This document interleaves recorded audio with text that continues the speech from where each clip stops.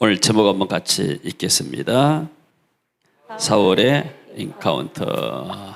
찬양했기 때문에 찬양 생략하고 말씀 들어가겠습니다. 사람은 만남을 통해서 서로 간에 영향을 받고 변화를 받습니다.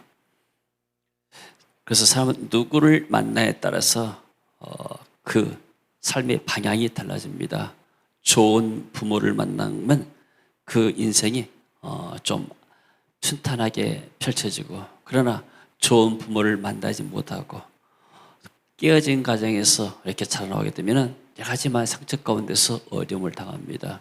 학교 가서도 좋은 선생님을 만나고, 대학 가서도 좋은 교수를 만나고, 회사 가서도 좋은 동료, 창사를 만나면 그것이 바로 축복입니다.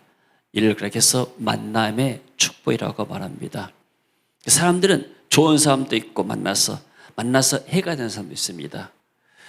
그러나 수천만의 사람을 만나는 것보다도 하나님을 한번 인격적으로 1대1로 만나면 그 사람은 그 삶 자체가 완전히 바꿔집니다. 그래서 어떤 우리가 그러한 전문가를 만나서 하게 되면 나도 그 전문 지식을 얻게 되고 거기에 따라가려 하지만은, 우리가 하나님을 만나버리게 되면은 하나님 아는 지식이 내 안에 들어오게 되면은 내가 하나님의 자녀로서 하나님의 주시는 모든 축복들을 누리면서 이 땅을 살 수가 있는 줄로 믿습니다.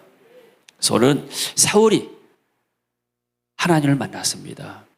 그래서 이 사울의 인카운터, 만남에 대해서 말씀을 드리고자 합니다. 자, 인카운터, 하나님 만나기 이전에 사울은 최고의 엘리트였습니다. 자, 빌립보서에 보니까 내가 8일 만에 할례받고 이스라엘 족속이요 베냐민 지파라. 이스라엘 모든 민족들은 할례를 받았죠. 이 할례 받은 사람은 나는 하나님의 그런 인친 백성이고 하나님의 택한 백성이라는 표시입니다. 오늘날 말하면 세례와 똑같습니다. 예수 믿는 사람들은 다 교회에서 성부, 성자, 성령으로 세례를 받게 되죠. 세례를 받다는 것은 내가 하나님의 자녀다는 표식이고 내가 구원받았다는 표식입니다. 할렐루야. 그래서 내가 8일 만에 할례받고 이스라엘 족속이요 베냐민 지파라. 나는 순수한 혈통이다. 그리고 히브리인 중에 히브리이다. 율법으로는 바리새인이요. 바리새인들이 굉장히 율법을 준수했죠. 글자 하나하나까지 다 지키려고 노력했던 그런 바리새파입니다. 열심으로는 교회를 핍박하고 율법의 의로는 흠이 없는 자로다. 그러니까 사도 바울은 굉장히 의로움에 충만한 사람이에요. 쉽게 말하면 어디 나같이 신앙생활 잘하는 사람이 있으면 나와보라 그래. 이런 사람이에요. 그러니까 이스라엘 민족 가운데서 나같이 혈통 좋고 가문 좋고 학식 좋고 배경 좋은 이런 출중한 인물이다. 나 같은 사람이 어디 있겠느냐. 최고의 가문과 혈통의 사람, 그리고 최고의 지성의 사람, 공부를 많이 했습니다. 그 당시 가말리엘 문화에 공부했다는 것은 오늘날 말하게 되면은 뭐 이렇게 서울대학이나 아니면은 어떻게 이렇게 신학으로 말하게 되면은 좋은 최고의 신학교에서 공부를 했다, 이렇게 생각하면 됩니다. 그리고 최고의 종교인, 모든 사람들이 우러볼 수 있는, 나는 이 부분이 약한데 어떻게 사울이란 저 청년은 저렇게 믿음 생활을 잘하는가, 종교 생활을 잘하는가, 이렇게 다 부러움의 대상이었습니다. 아무도 그 청년에 대해서 시비를 걸 수가 없어요. 너는 왜 이것을 이렇게 했느냐. 오늘날 말하게 되면은 그야말로 신앙생활을 잘하는 사람이에요. 예배드리고 기도하고 하나님께 봉사하고 헌신하고 전도하고 성교하고 그야말로 흠이 없는 사람이란 말이죠. 그리고 최고의 열정, 교회를 핍박한 것이 무슨 열정인가. 이 청년의 생각은 예수님이 하나님이 아니라는 것을 인정하지 못해요. 자기 생각할 때는 이단이에요. 아니, 안식일을 철저하게 지켜야 되는데 안식일에 제자들이 지나가다가 밀밭에서 밀 이렇게 까서 먹는 거, 그런 것도 제지하지 않게 되고, 안식일은 아무것도 안 해야 되는데 안식일에 일을 하고 심지어 병자를 고치고, 그리고 자칭 하나님의 아들이라고. 이 이스라엘 민족들은 하나님이라는 이름 한번 부르게 되면 굉장히 자신을 깨끗이 하고 하나님을 부른 거예요. 쉽게 말하면 우리를 말하면 모욕 제기하고 깨끗이 하면서 여호와 이렇게 한번 부르는 거예요. 이렇게 그런데 이 예수님은 하나님을 아빠, 아버지라고 부르고 내가 하나님의 아들이라고 부르고 나를 본 자는 하나님을 본 자라니까 유대인들이 뭐라 했어요? 저런 참나 하나님을 모독한 사람이다 이렇게 표현한 거예요. 그러니까 이 청년의 패러다임에 이 청년의 시각으로 바라보니까 이 예수라는 사람은 완전히 이단이에요. 다른 사람들도 공부를 많이 했다거나 학식이 있다거나 좋은 어떤 지역에 살았다거나 얼마면 이렇게 아주 외진, 옛날 전라도가 많이 이렇게 좀 핏발을 받았죠. 아주 외진 그런 곳에서 이름도 없이 시골 출신, 나사렛 출신에서 태어나서 자란 사람, 아무 볼품도 없는 이런 사람들, 또 제자들도 마찬가지고 사울의 눈째 볼 때는 이 사람들이 눈에 차지가 않는 거예요. 성에 차지가 않는 거예요. 이 사람들은 박멸할 대상, 잡아서 죽여야 할 대상 이렇게 생각한 거예요. 그래서 열심히 다른 사람보다 열심히 이 교회를 핍박한 사람이에요. 오늘 성경에 보게 되니까 다메섹에 갈 공문을 받습니다. 대제사장이 가서 이 청년이 가서 말합니다. 대제사장들 앞에 가서 내가 저 다메섹에 가서 예수 믿는 사람들 내가 잡아올 테니까 체포영장을 내게 발부해 주세요. 그 당시는 로마법이 있고 종교법이 있어요. 이스라엘 민족의 종교법에서 이렇게 사람을 사형시킬 수도 사형까지 못 되지만 그럼 많은 이렇게 일을 할 수 있는 거예요. 돌로 쳐 죽일 수도 있는 것이고. 그래서 대제사장의 종교법에서 대제사장에서 공문 체포영장 받아가지고 가서 이 이단 사람들을 잡아올란다는 거예요. 얼마나 의로운 사람이에요. 자기 열심히 사람이요. 근데 그의 마음에 기쁨과 평안이 없었어요. 오늘 성경 보게 되면 어떤 말이 나왔다면 사울이 살기가 등등하여 제자들에 대해서 1절 한번 봐볼까요? 1절 한번 같이 읽어봅시다. 사울이 주의 제자들에 대하여 여전히 유업과 살기가 등등하여 대제사장에게 가서 사울이라는 사람이 종교적으로 엘리트였고 최고의 지식이고 자기 의에 충만한 사람인데 이 사람 마음속에 뭐가 있어요? 위협, 사람들을 위협해서 죽이려는 살기가 등등했다. 마음에 평안이 없는 사람이에요. 자기 의에 의해서 사람을 죽이려는 사람이에요. 오늘날 그리스도인들이 마음속에 성령의 역사가 없으면 마음의 안식이 다 사라져버려요. 마음의 분노가 일어나고 증오가 일어나고 어떤 크리스찬들이 모여서 그런 얘기를 했다는 걸 들었습니다. 나이가 이제 어느 정도 들어가니까 뭐가 후회되는가 가장 내가 지금까지 남을 미워하는 데 에너지 쏘고 남을 증오하고 남을 비판하고 판단하는 데 내 힘을 다 썼다. 정작 중요한 하나님의 일에 대해서는 생각하지 않고 항상 과거에 지향적으로 누가 뭐 했고 나한테 성철 줬고 그 사람을 미워하고 그러니까 에너지를 쓰니라고 내가 정작 중요한 하나님 나라에서 또 관심 갖지 못했다. 이런 얘기를 했다는 걸 들었습니다. 어떤 사람이 애국 기자가 한국에서 몇십 년 동안 취재하다가 자기 고향 떠나면서 고국으로 떠나면서 했던 말 가운데 하나가 있습니다. 한국 사람들은 과거 지향적이다. 왜 미래 지향적이 아닌가? 과거 지향적이다. 친일, 매국노, 토착외구 왜 과거 지향적인가? 왜 미래 지향적이 아닌가? 자꾸 과거에 매여서 거기에 죽일 놈 살릴 놈 하는데 거기다 에너지를 쏟게 되면 뭐가 되겠는가? 중국이 6.25 때 일사후퇴 하면서 우리나라를 공격했고 옛날 러시아는 안 했잖아요. 몽골 안 했나요? 우리가 맨날 과거 역사 보면서 그 사람들 나쁜 놈들 그런 나쁜 놈들 거기다가 욕하는데 애를 다 쓰게 되면 우리는 뭐 하게 되겠어요? 리더는 비전을 제시해야 돼요. 청소년들도 마찬가지예요. 과거에 어떤 사람이 너희 부모에게 이런 나쁜 일을 했다. 너는 커서 복수해라. 그럼 이 사람은 살기가 등등 복수심에 가득 해가지고 그 사람의 목표가 복수하는 것이 인생의 목표예요. 이게 중국 무협지예요. 무협지 옛날에 많이 안 읽어봤어요. 복수. 다 깡그리 죽어버리는데 혼자 남아가지고 나중에 돌을 닦고 그리고 수련해가지고 고수가 물이면 고수가 돼가지고 상대방의 당파를 이렇게 무찌른다는 그것이 바로 이렇게 무협지 아니에요. 사울은 자기 생각 안에서 이 사람이 완전히 나쁜 사람들이거든요. 이 예수님과 그 제자들이 한 일이란 것은 하나님을 대적한다 생각했어요. 자기 생각에 볼 때는 자기 입장에서 보고 자기가 배운 그 학식과 지식과 모든 경험을 볼 때는 예수님 사람들은 나쁜 사람들이에요. 그래서 이 사람은 그 당시에 최고의 특권을 받은 사람이에요. 어떻게 시골에 가난한 사람이 공부를 했겠어요? 자기 부모로부터 좋은 노마 시민권도 받고 좋은 부모 만나가지고 또 하나의 축복인데 그걸 알지 못하고 그 지성과 또 어떤 모든 가문의 인맥 이걸 통해서 축복받은 사람이었지만은 그러나 결과에 봐서는 하나님을 대적한 사람이었어요. 자기는 하나님을 위했다고 열심히 했지만은 그게 결국 교회를 핍박하고 하나님을 대적한 사람이 된 거예요. 불신자들의 삶이란 것은 전부 다 하나님과 원수다고 그랬습니다.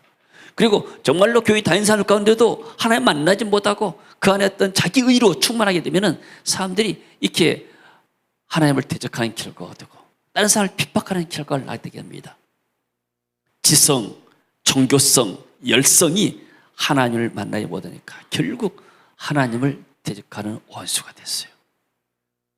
그래서 우리가 종교 가지고는 하나님을 만날 수 없게 되고 우리가 아무리 세상 것을 많이 쌓았지라도 진정 하나님의 역사가 그 안에 없게 되면 우리는 하나님 일에 감당할 수가 없는 것이죠. 자, 근데 사울이 하나님을 만났습니다. 인카운터라고 그러죠. 만나면 두 종류가 있습니다. 미팅이 있고 인카운터가 있고 미팅은 회의에서 만난 거예요. 컨퍼런스에서 만난 것이고 그러나 인카운터라는 것은 페이스 투 페이스 인격 대 인격으로 만나는 거예요. 직접 개인적으로 만나왔다가 인카운터 만남이라고 말하게 되죠. 오늘 한번 본문 한번 보게 됩니다. 9장 2절 봅니다. 이제 같이 읽습니다. 다메섹으로 회당에 가져갈 공문을 청하니 이는 만일 그 도를 따르는 사람을 만나면 남녀를 막론하고 결박하여 예루살렘으로 잡아오려 함이라. 자, 공식적인 공문, 체포영장. 쉽게 말하면 법원에서 체포영장을 받아가지고 검찰이 혹은 경찰이 가서 저 사람을 구인하려고 체포하라고 가는 겁니다. 이게. 그래서 권세를 받았어요. 그래서 만일 그 도를 예수 그리스도를 도를 따르는 사람을 만나면은 남녀를 막론하고 결박하여 수갑 채워 올라래. 수갑 채워서 예루살렘 법정으로 잡아 오려고 갔던 사람이에요. 그러니까 이 소식이 공문 체포영장 받다는 소식이 쉽게 올라면 신문에 나고 방송에 나니까 그쪽 다메섹 사람들이 얼마나 벌벌 떨었겠습니까? 다 소문이 났죠. 사울이 길을 가다가 다메섹에 가까이 이르더니 갑자기 홀련히 하늘로부터 빛이 그를 둘러비칩니다. 햇빛보다 더 밝은 빛이 이 사울에게 임했습니다. 갑자기 빛에 놀래가지고 땅에 엎드렸습니다. 그러니까 땅에 엎드러져 들으며 소리가 납니다. 사울아, 사울아, 내가 어찌 나를 박해하느냐. 이 한마디 사울의 심금 울리고 사울을 완전히 바꾼 그런 하나님의 음성이었습니다. 자기는 지금까지 자기 힘으로 공부하고 자기 힘으로 모든 것을 해왔지만은 초자연적인 신비의 영역에서 하나님의 음성을 들었어요. 사람이 얼마나 놀라 있겠습니까?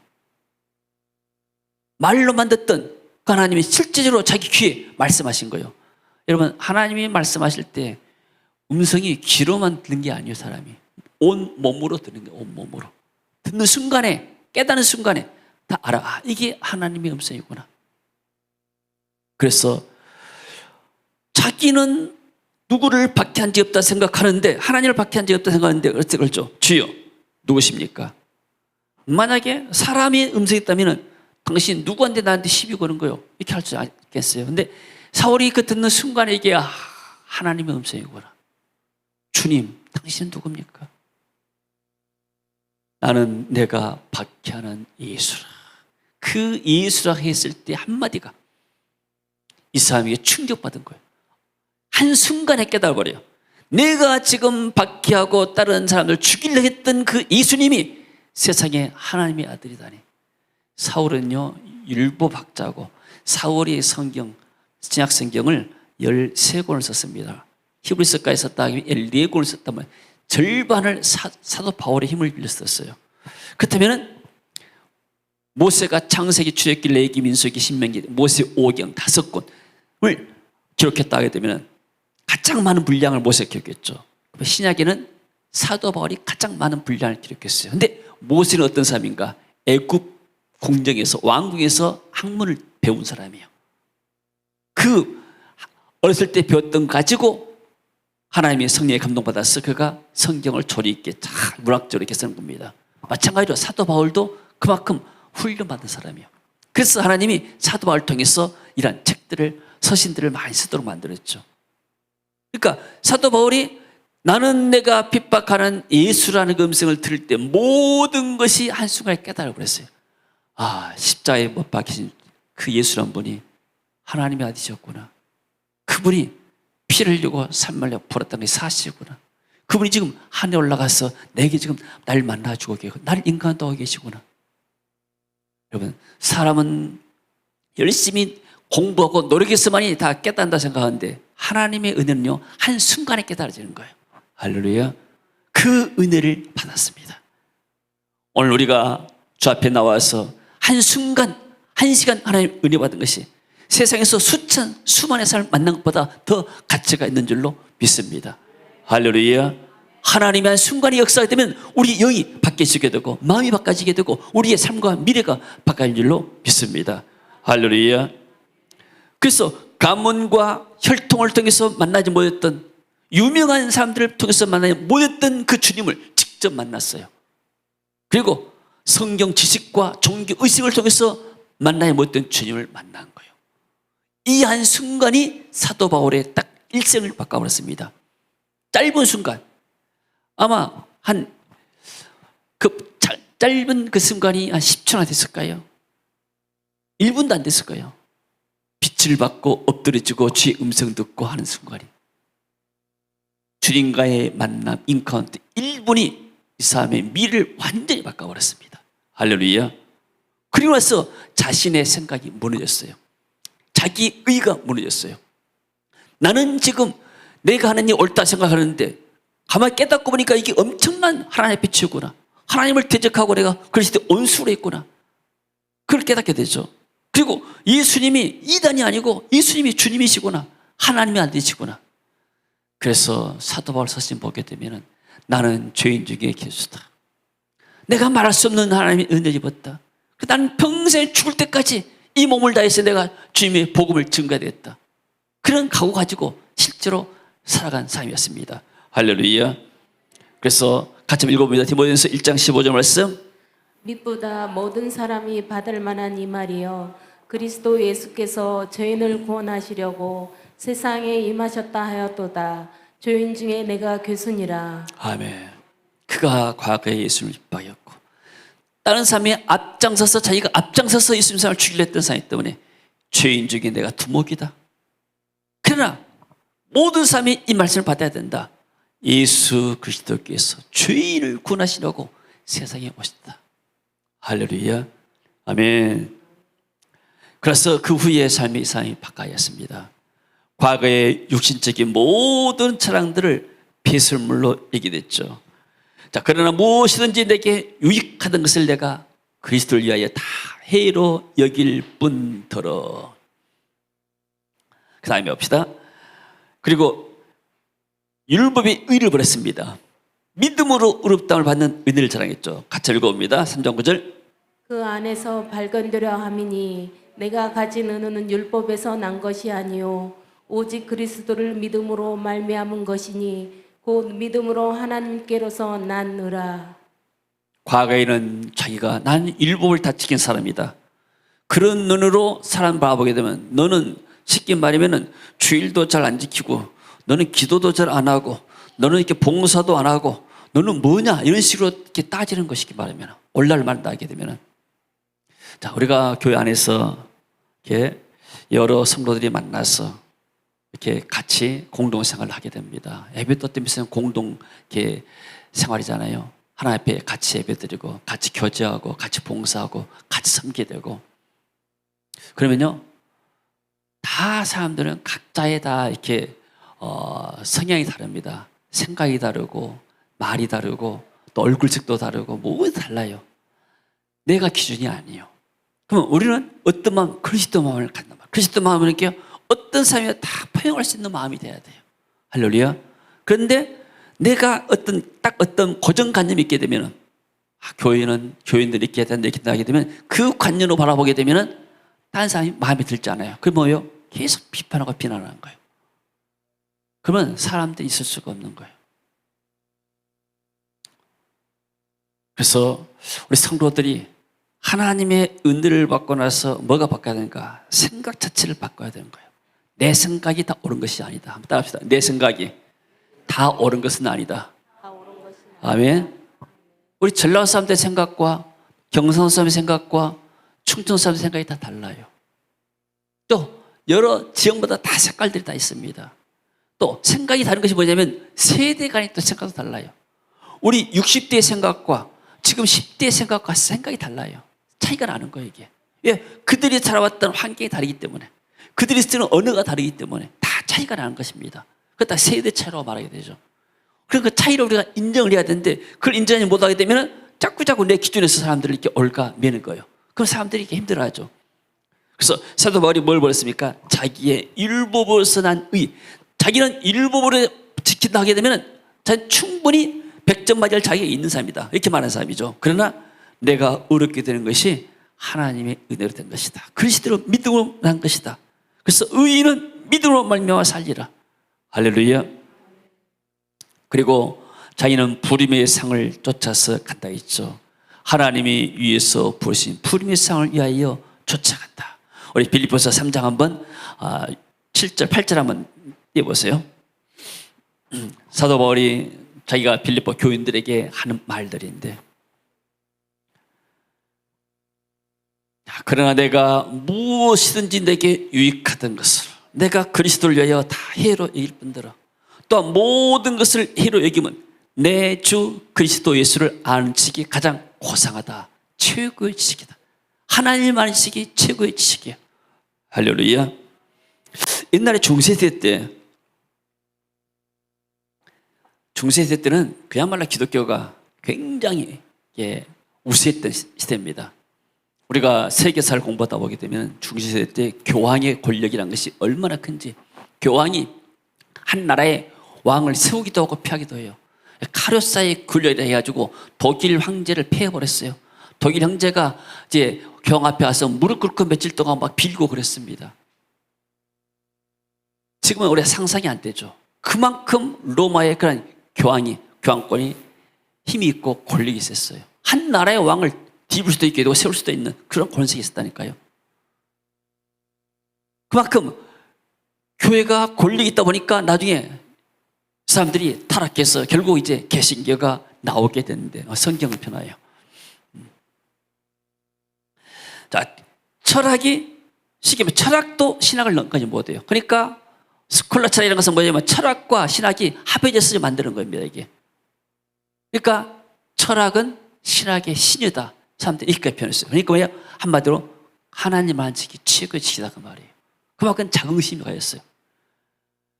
내가 그를 위하여 모든 것을 잃어버리고 배설물로 여기면 그리스도를 얻고 그 안에서 발견되리라미니 내가 가진 의는 율법에서 난 것이 아니오 오직 그리스도를 믿음으로 말미암은 것이니 곧 믿음으로 하나님께서 난 의라. 내가 날 자랑하는 것은 배설물의 똥이란 말이죠. 이처럼 냄새나는 것이다. 그러니까 육신의 자랑들, 나는 돈이 많고, 나는 누가 뭐 됐고 난 이런 것도 있고 저거 있고, 모든 육신의 자랑들은 사도 바울이 생각할 때는 이것은 정말 냄새나는 것들이다. 나는 이제 더 이상 그것들을 좋게 여기지 아니한다. 내가 그리스도와 그의 부활의 권능과 그 고난의 참여함을 알고자 하여 그의 죽으시는 분, 나는 예수 그리스도를 죽으시는 분만다. 어떻게 해서든지 죽은 자 가운데서 부활하여 이르려 하노니 내가 이미 얻었담도 아니요 온전히 이었담도 아니요 오직 내가 그리스도 예수께 잡힌 바 된 그것을 잡으려고 달려가는. 얼마나 겸손한 사람입니까? 자기가 지금까지 수많은 사람들에게 복음을 전하고 많은 열매를 먹고 교회를 세웠습니다. 그렇지만 아직 나는 끝나지 않았다. 옛날 히드크 감독이 4강 진출하고 나서였죠. 아직도 나는 배가 고프다. 그런 마음이요. 내가 하나님 앞에서 많은 사역들을 했지만은 그러나 내가 한 것도 아니고, 그리고 나는 이미 다 내 사역을 완성했다고 난 말할 수도 없는 것이다. 오직 나는 하나님 앞에 갈 때까지 하나님에게 맡겨진 사명을 위해서 난 달려갈 뿐이다. 할렐루야. 한 번의 하나님과의 만남이 사람을 이렇게 토탈적으로, 완전 토탈이 전적으로 이렇게 바꿨단 말이에요. 할렐루야. 그래서 형제들아, 13절 같이 읽습니다.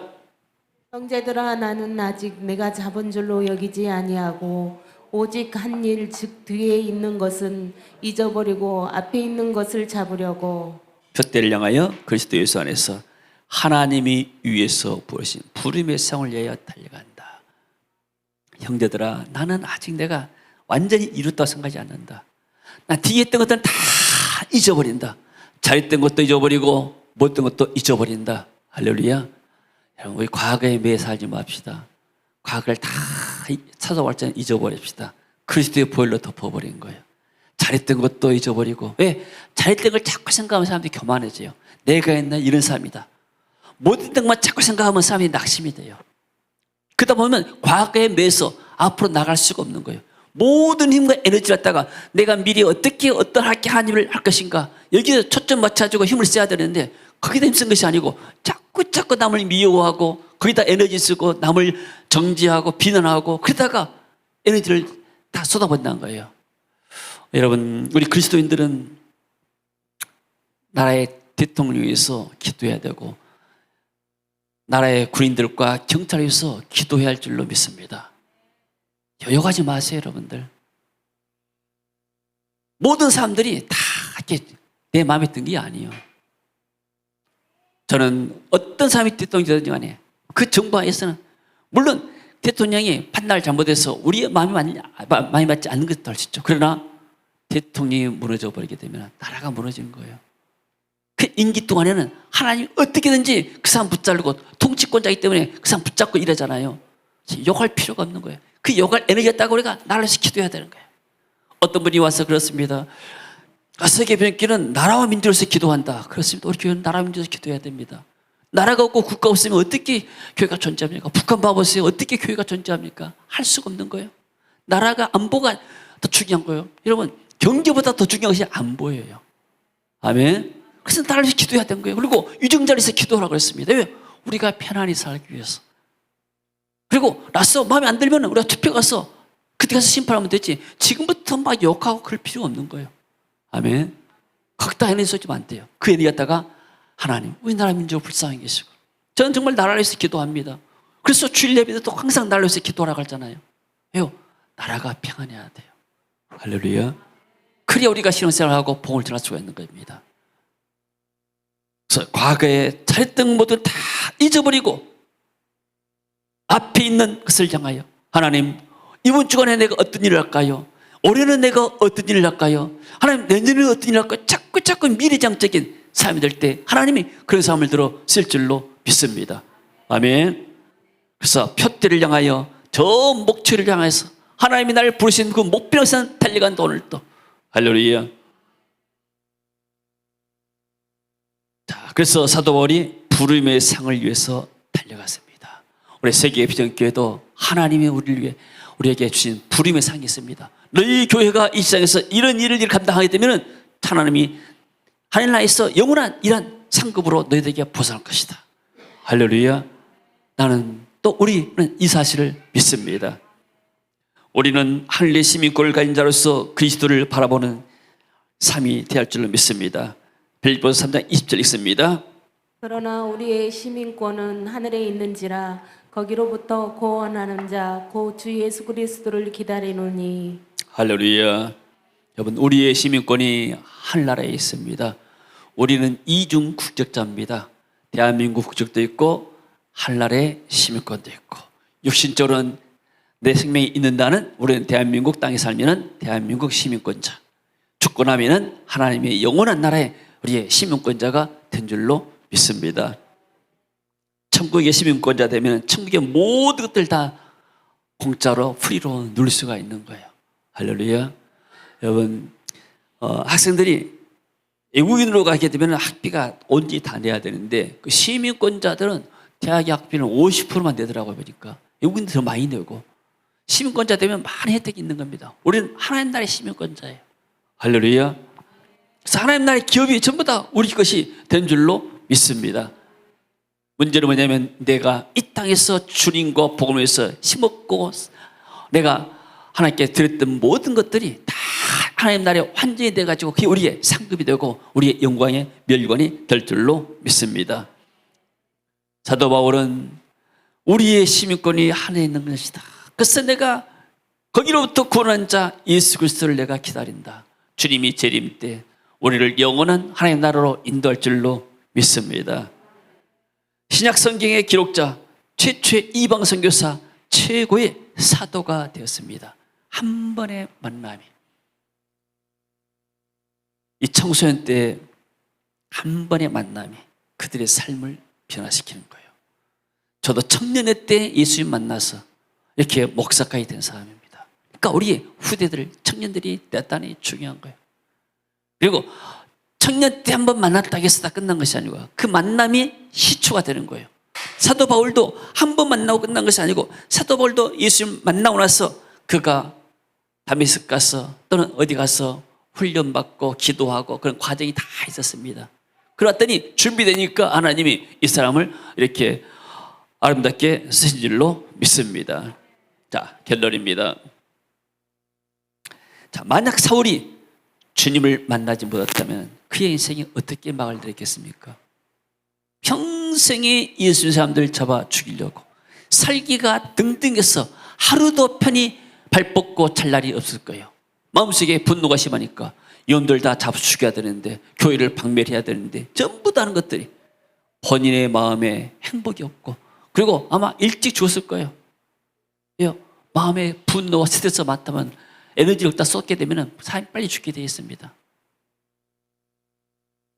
마음에 살기가 등등해서 평생 예수 믿는 사람들을 핍박하는 것이 하나님을 잘 섬긴 것이다. 그래서 이 사람이 어디 갔겠어요?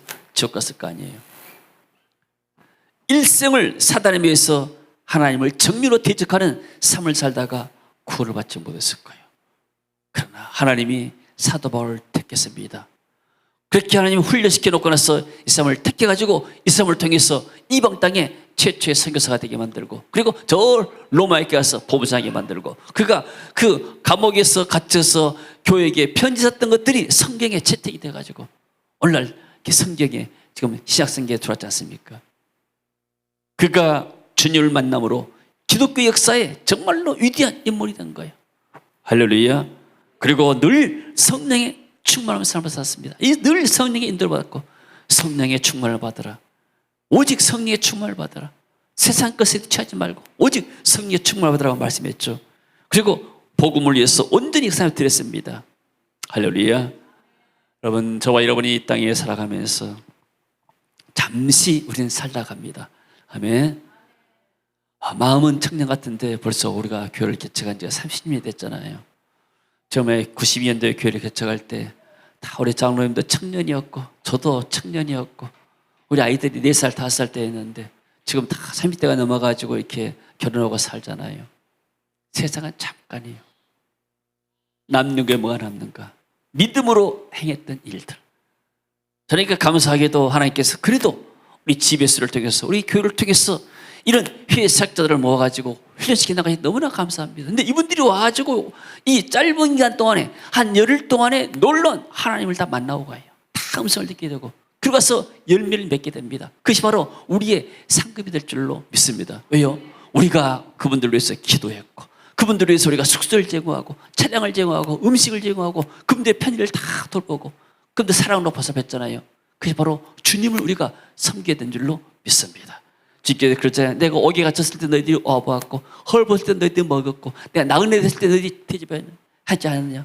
아니 주님, 우리가 언제 주님 헐벗을 때 나그네 될 때 감옥 올 때 가봤습니까? 이 작은 수호자의 한 것이 다 내게 한 것이다. 이것이 하나님 나라의 상급으로 남게 될 줄로 믿습니다. 여러분, 보통 교회에서 이렇게 애국인 한 사람 초청해서 이번 이렇게 섬기는 것도 쉬운 일이 아니잖아요. 애국의 한 목사님 커플을 초청하려면 초청장 내고 비자부터 만들고 교회에서 그분들 참여돼가지고 다 오게 만들고, 오게 되면 또 통역도 있어야 되고, 이분들도 이렇게 교회 탐방도 하고 관광도 시키고 뭐 하려면 한 가정 하는 것도 쉽지가 않아요. 근데 이분들이 필리핀에서, 인도네시아에서, 네팔에서, 심지어 저 인도에서, 우리가 그들의 경제상을 다 알지 않습니까? 인도, 네팔, 또 인도네시아 경제상들이 우리보다 훨씬 못합니다. 필리핀도 마찬가지고. 근데 그분들이 거금을 들여가지고 한국에 오고 와서 훈련 받겠다고. 그럼 우리가 오게 되면은 뭐 서울을 관광시킨 것도 아니게 되고, 뭐 부산 뭐 영도 다리를 우리가 구경시킨 것도 아니게 되고, 제주도 가서 이렇게 투어 시킨 것도 아니게 되고, 그냥 이 동안 이곳이 있으면서, 이 광주장에 있으면서 아침 저녁으로 하루에 10시간씩 훈련시키는데 그분들이 서로 이렇게 오려고 그래요. 비자를 받지 못해서 안타까워하고.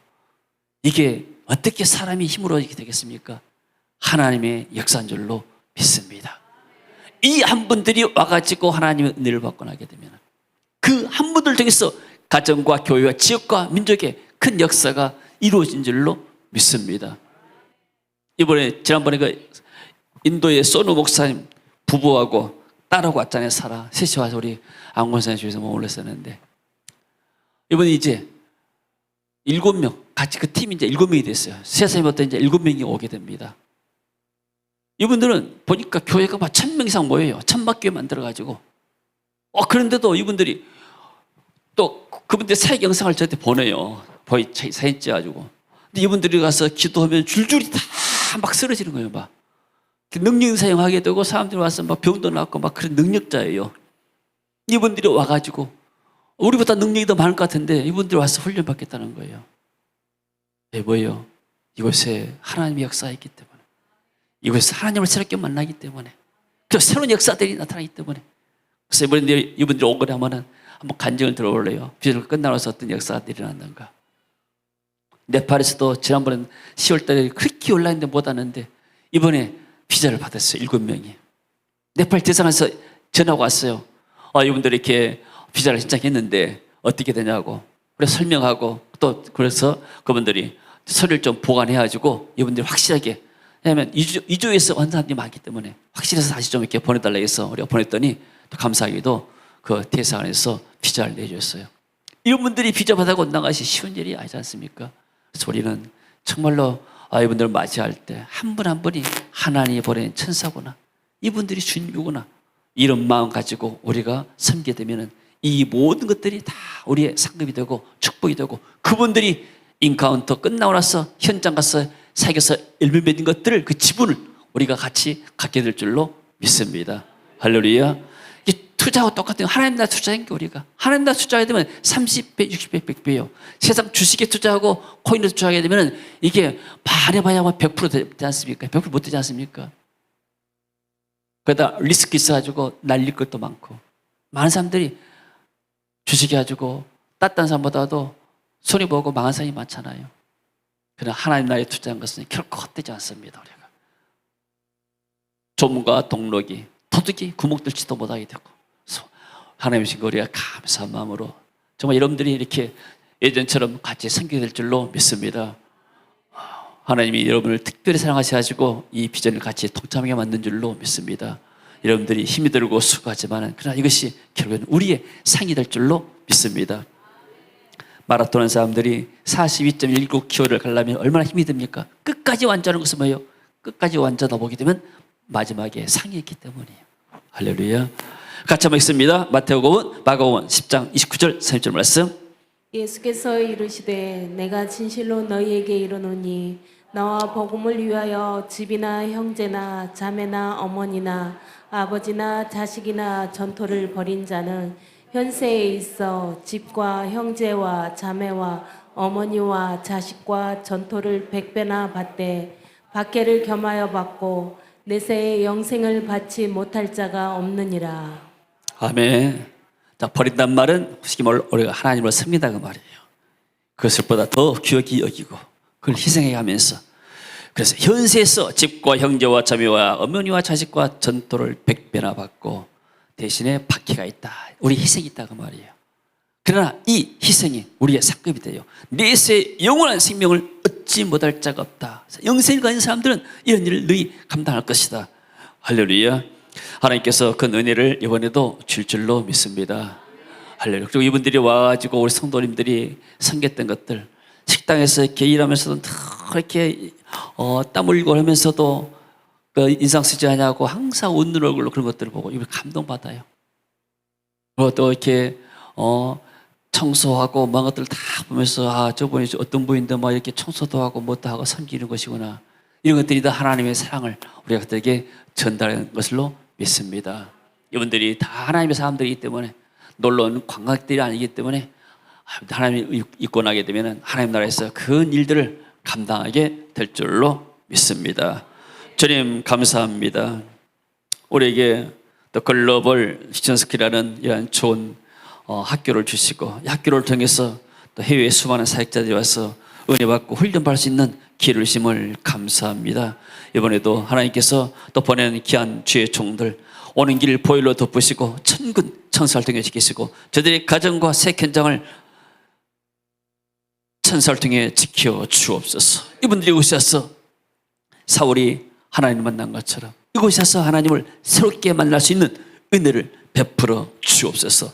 말할 수 없는 은혜를 입고 돌아가서 저들의 현장을 살리고 교회를 살리고 나라와 민족 살릴 일꾼으로 하나님이 축복하여 주시고 이 일에 헌신하고 기도하고 또 믿음의 씨앗을 심는 자에게 하늘 주시고 백배 천배 복을 내려 주시옵소서. 오직 성령에서 감동하시고 방해하는 모든 어둠들 결박하시고 이 기간 동안 주의 볼로 덮으시고 천군 천사를 통해 지키시고 이 대한민국 땅을 축복하여 주옵소서.